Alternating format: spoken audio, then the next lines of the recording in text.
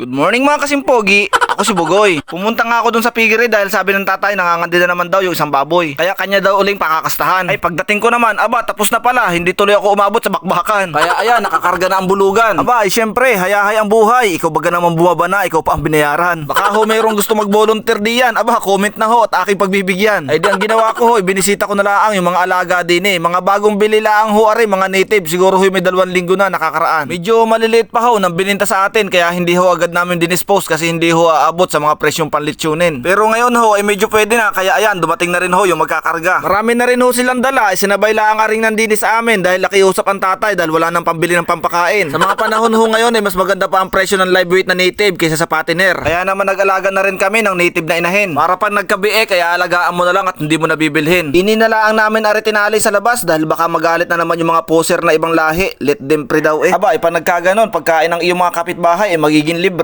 Sa ngayon ho, ang pamimili ng native ay iba-iba ang trip. Noon ho, nung nagkakaubusan ng baboy, ang ibang mamimili kahit ho patiner ay pinapatulan na. Basta ho ang timbang ay nasa 20 hanggang 40 ay kanila na hong sinasama. Kahit ho purong puti, noon yun ay walang problema. Pero ngayon ho, pag ang inyong native ay kulay puti, naku, pahirapan na hong maibenta. Sa pagtitimbang ho ng garning native, yan ho'y ginagamitan ng sako. Bago ho isasabit sa timbangan para ho mabilis at hindi nyo na kailangan talian. Kalimitan naman ho'y nasa 20 hanggang 40 lamang kaya hindi naman kayo mabibigatan. Kalimitan naman ho sa mga native ay hindi na pinapalaki ng sobra dahil yan ho'y papakainin mo ng papakainin hindi mo naman mauutusan. Magaling sana kung pwede mo rin makakwentuhan. Ang kargahan din ho ng mga garne ay nilalagyan nila ng net na pangharang. Dahil ho ang mga native ay maliliksi. Pag yan ho'y inyong pinabayaan, mamalay ka na lang yan ay nagtalunan. Tulad na lang ho nung sa kwento, 3 baboy, tumalon ang 3, ilan ang natira? Oh, diga, nag-isip ka pa, nagkaroon ka pa tuloy ng problema. Dini ho ay hindi na ako tumulong magbuhat at feeling manager nga ho kunwari kaya cellphone lang ang aking hawak. Ayaw ko rin ho munang mag-amoy tae at ako mamay mag-aalaga ng aming baby. Garni ho ngayon ang aking gawain sa bahay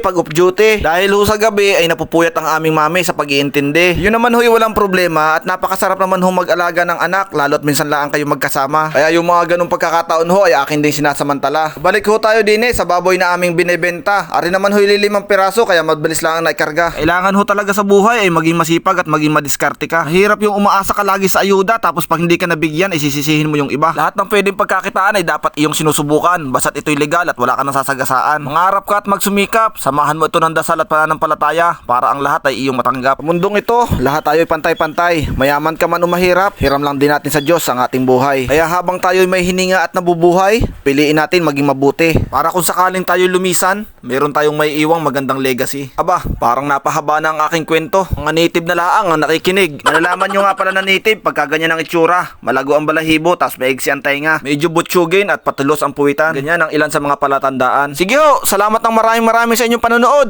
Paalam!